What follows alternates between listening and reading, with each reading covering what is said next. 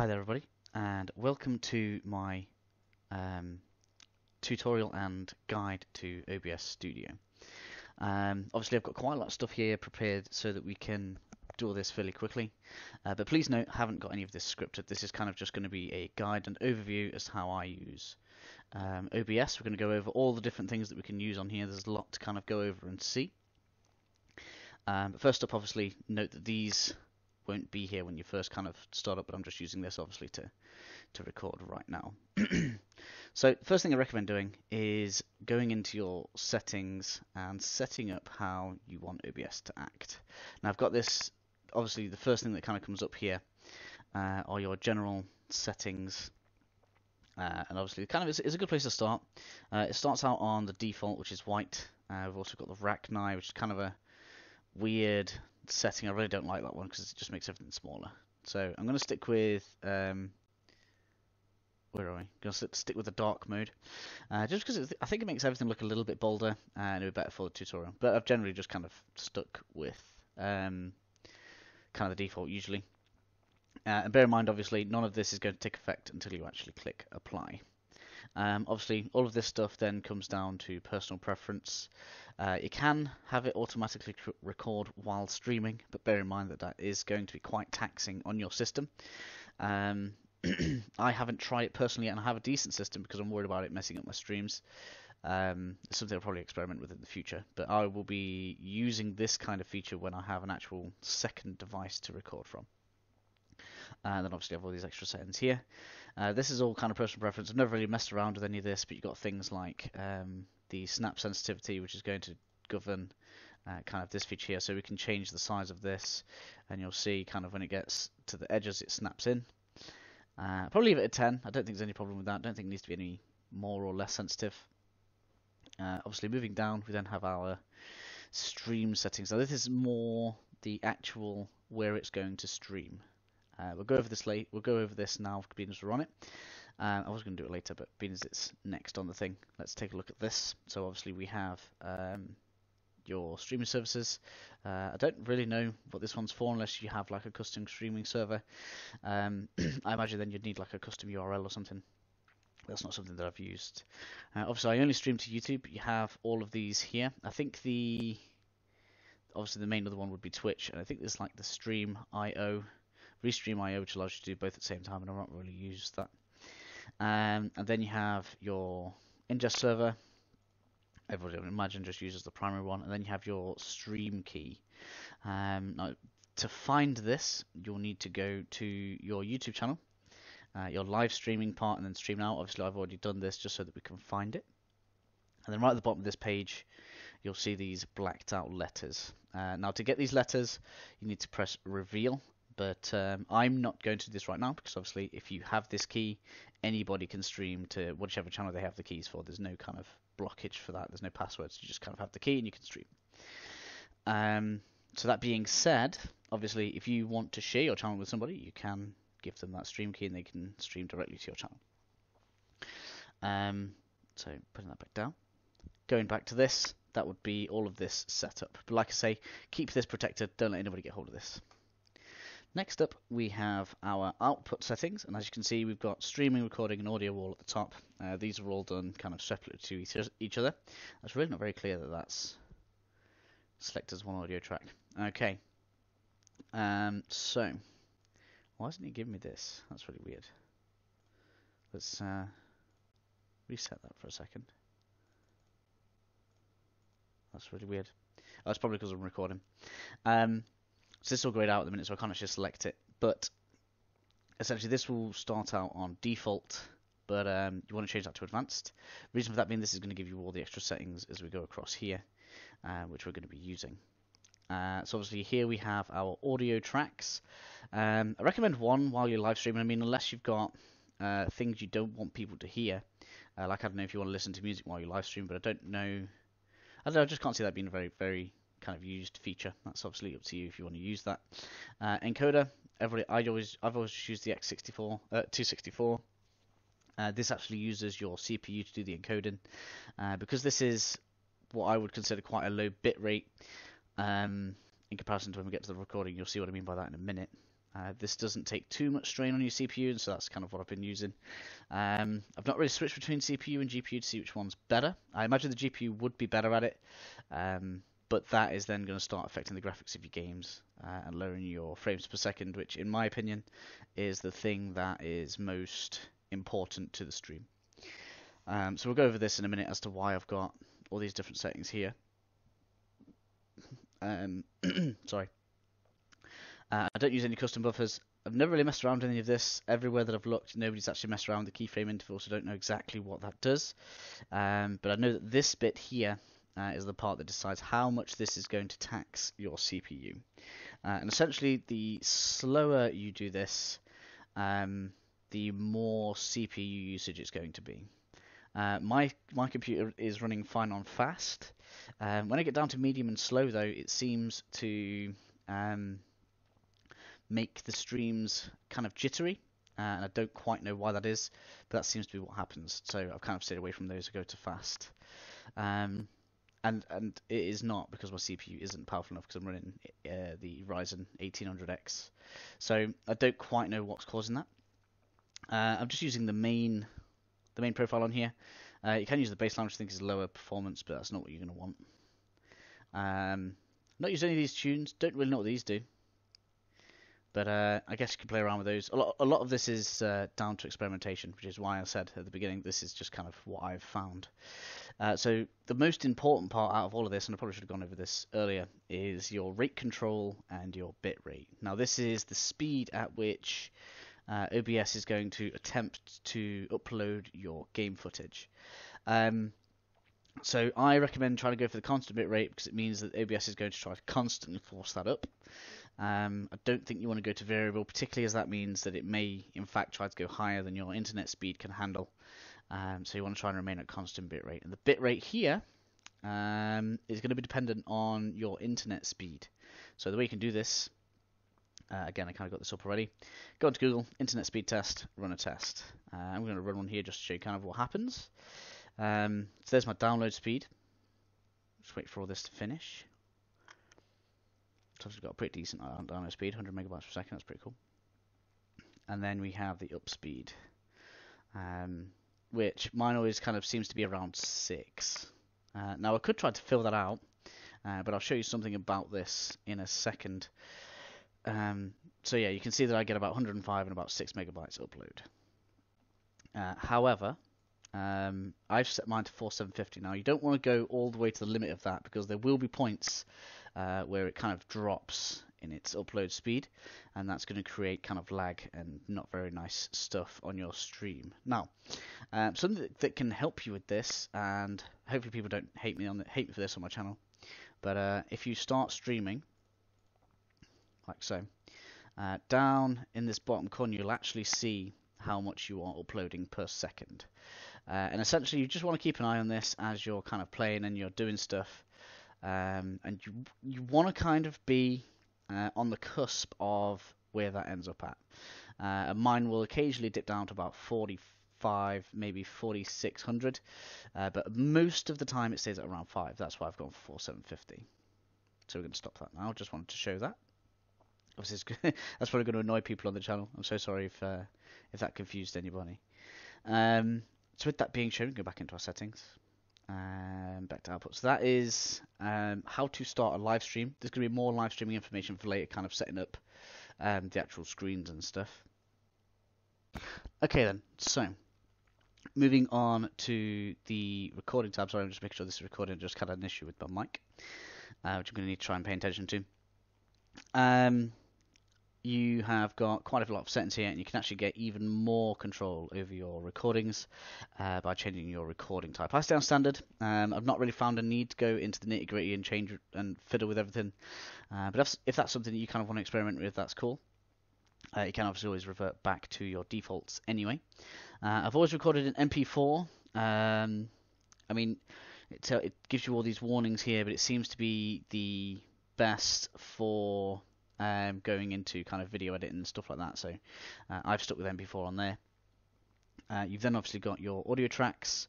I'll talk about why they're important later on. They're an optional thing. You don't have to do them, particularly if you're doing kind of live commentary like I do most of the time.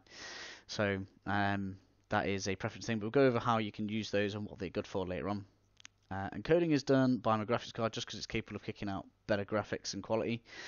With us not live streaming and putting as much strain through the actual live stream, you can then afford to do this. Obviously, play around with how all of this works depending on the game. If the game's taxing your PC more, you may need to fiddle with some of these settings. If it's taxing it less, then obviously you can have a higher quality video. Now, the biggest change or difference here is actually going to be your rate control, where we're switching over to variable bit rate, where the PC is going to always attempt to use the ideal amount of bits to create the video. Now, you still end up using a bit rate, but it's kind of a ballpark more than an actual number that it's going to try to hit. So my videos obviously come out as a few gigabytes. This is very this can fill up your hard drive very quickly. I don't think I've got an example anyway. Let's have a look. No, I haven't got a very good example. Let's go to stocks. Let's have a look. So as you can see, a 15-minute video takes up nearly 5 gigabytes. So just be aware that you are going to need the space to store this, otherwise you may have a bit of trouble. Probably should have had that up before, but at least I was able to show it. Anyway, get back in. I keep getting sidetracked. I'm so sorry, guys.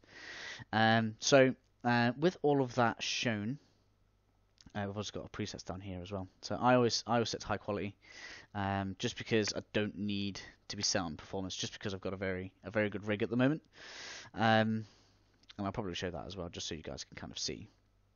I always have 2-pass encoding enabled.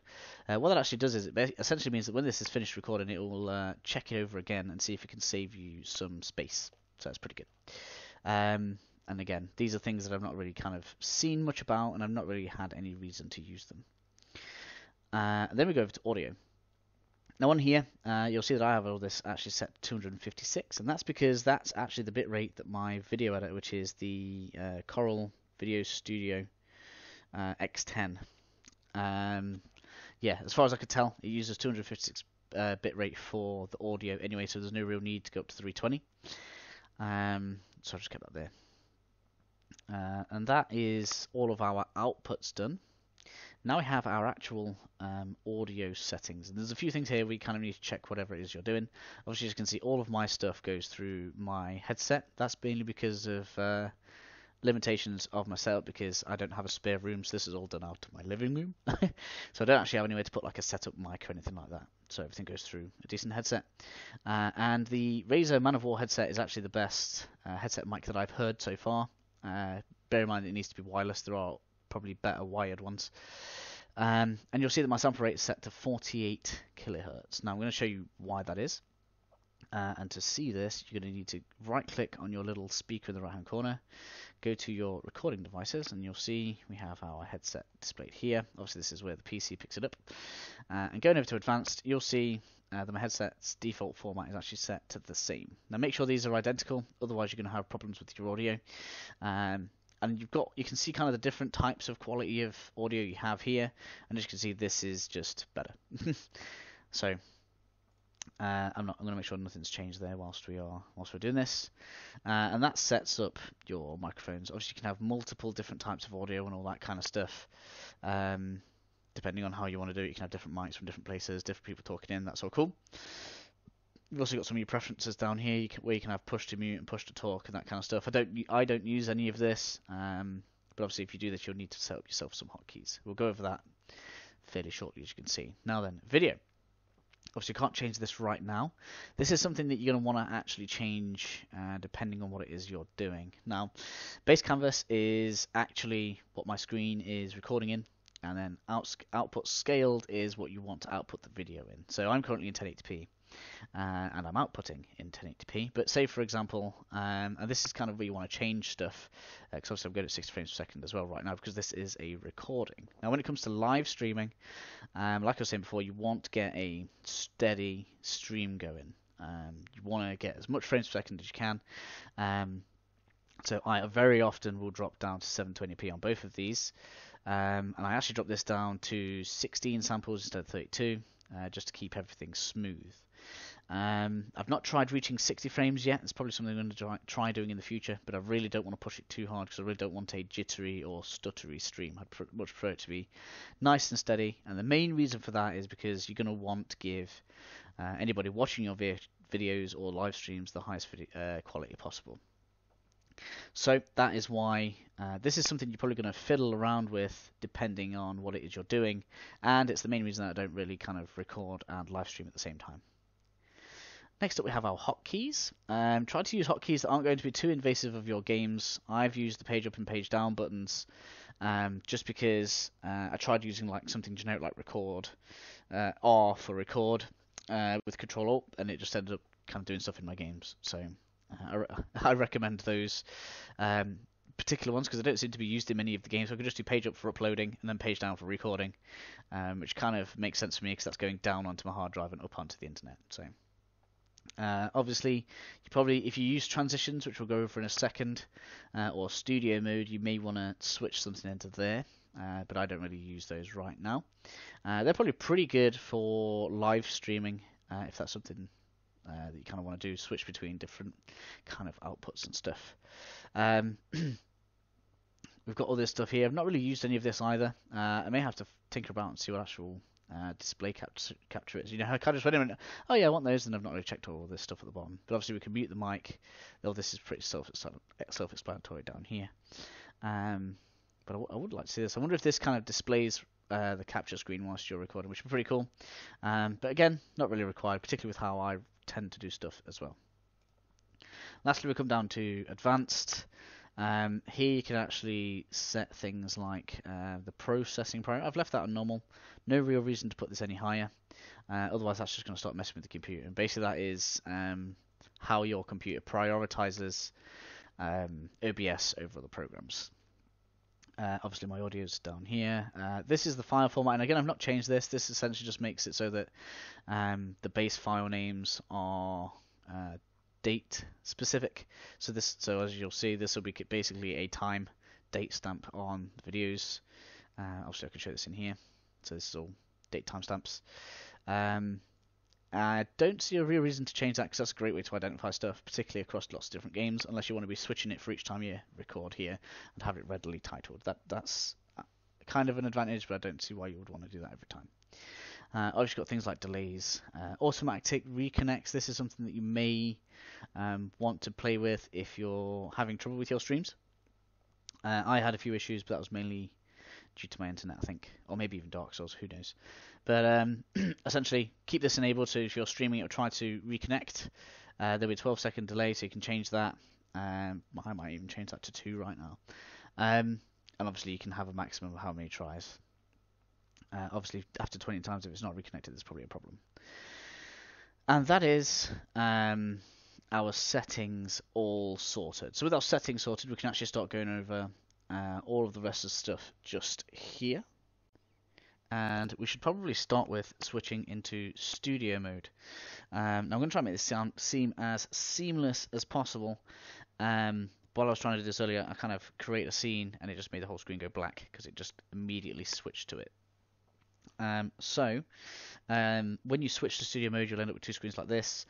This is the side that should be recording, and then you can switch to this side. And I'll show what I mean by this in a second. So down here, we're going to add ourselves a scene. Call this whatever you want. I'm just going to stick with all of the default namings that are available at the minute. And as you can see, now we can switch between these 2 here.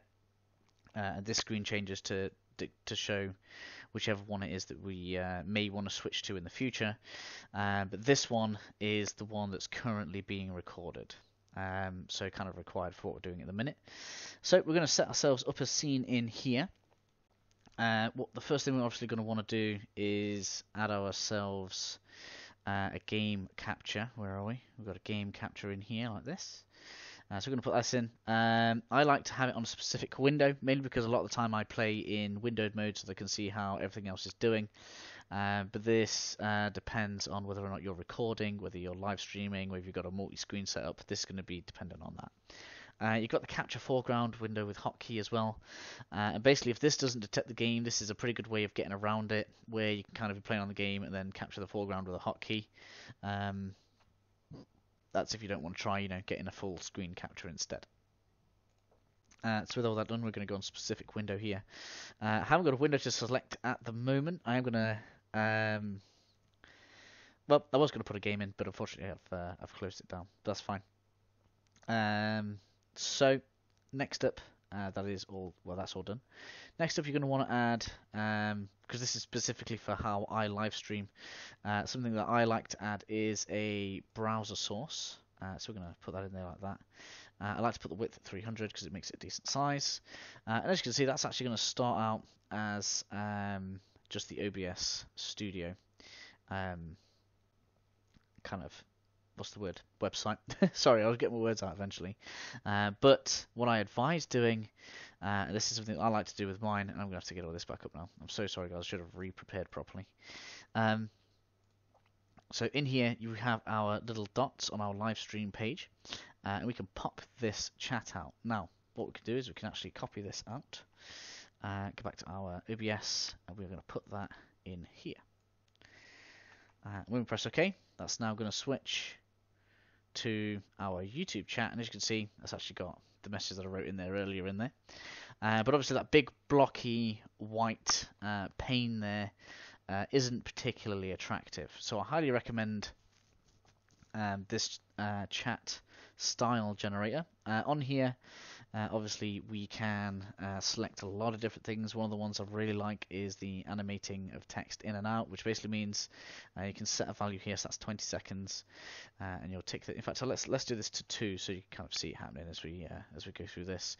But essentially now with 2 seconds, like some of the text will essentially fade out of the chat, which means that people can see what people are saying to you, but it's not stuck on the screen for the entirety of the stream, which is quite handy. Other than that, let's turn that back off just so we can see stuff here. You have all of your different kinds of chat people in the thing. You've got different colors, different sizes. You've got your avatar. You've got all of this stuff. So there's lots of stuff that you can play with on here. Obviously, I'm not going to do it. And once you've done all that, you kind of just copy this body of text at the bottom. Obviously, I'm not going to copy this. I'm going to copy my own text. Where is it? Let's get rid of all this. So here is my live stream text. Sorry guys, this is going to look terrible now. It's my own fault. So we're going to copy all this. And this is the settings that I use for my streams. So we're going to copy that. We're going to go back into our browser source. Browser source. Everyone likes a bit of source with their browser. Right, and then we put that in there. And that should make it transparent. And make it so that this, after 20 seconds, will fade. Thereby meaning that our stream should look pretty nice. So that's how you kind of set up kind of all the different captures. So we've got the game capture on there, we've got the browser capture. Other things that you might want to add, so I'll talk about them here. So we can add in an image. Obviously, if you want to put like a little logo in, or you want to kind of do more with all this stuff, you can add images in.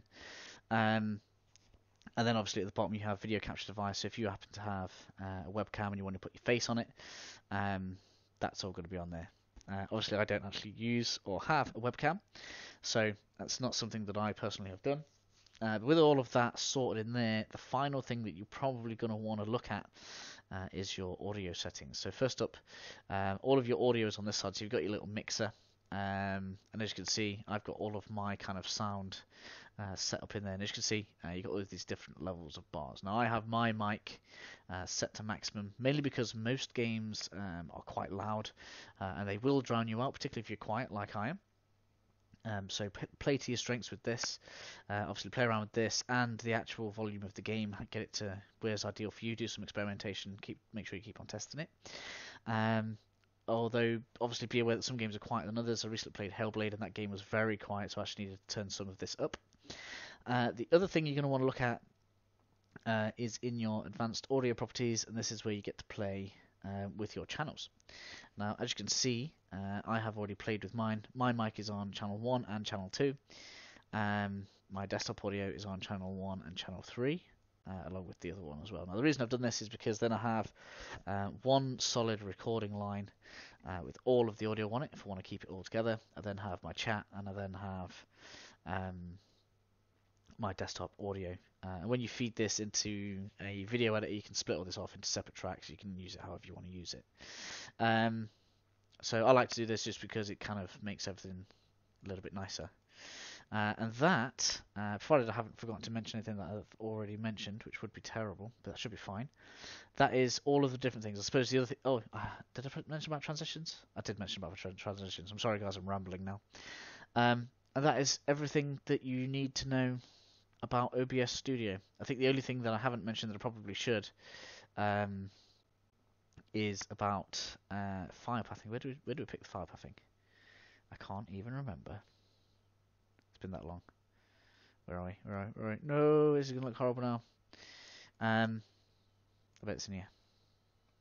No, it's not. Where is it? Where is it? Ah, there we go. Recording path. I get there eventually. Sorry guys, it's been that long since I said it. Obviously mine is just into game captures, but you can obviously browse this and put this into any folder that you want. I probably should have said that earlier.